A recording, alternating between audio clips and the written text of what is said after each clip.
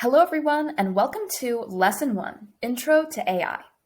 Today, we're going to start our journey into the world of artificial intelligence by discussing the meaning of intelligence. So, let's get right into it. Intelligence is a word that we use a lot in our everyday society, and it's valued a lot too. But when it comes down to writing a clear-cut dictionary definition of it, that's when things start to get a little hazy. For example, here we have a definition of intelligent from Merriam-Webster.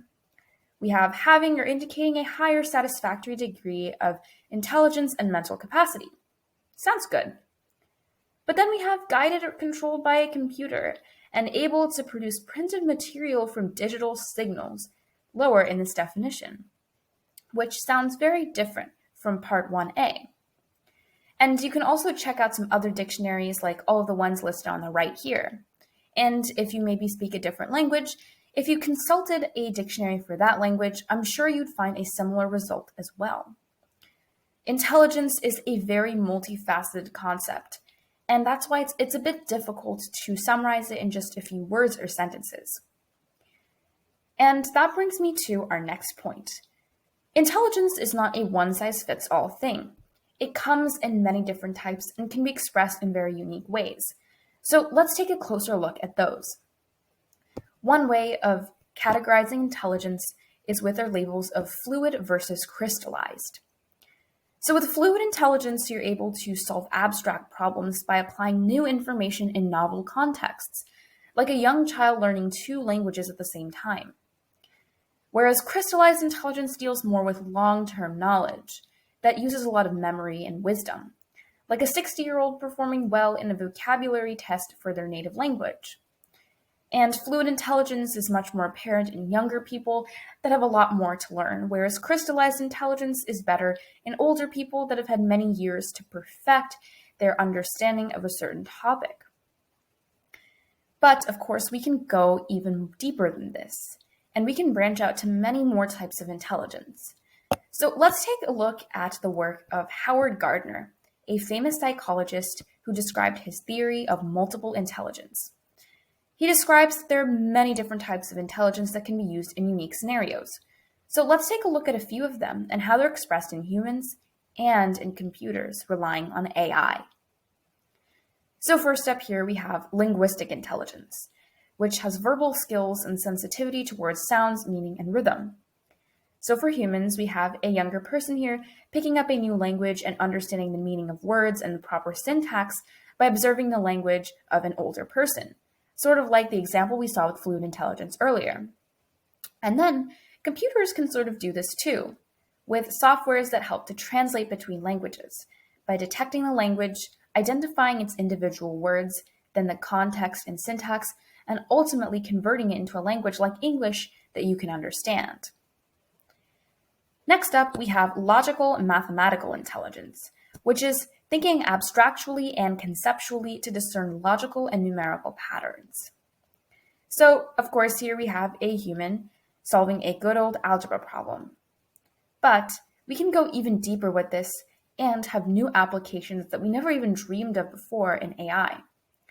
For example, many new AI technologies are able to describe your risk for certain diseases by looking at things like your medical history, family history, vitals, and other important information, and then numerically calculating how likely you are to contract a certain illness or express a certain disease.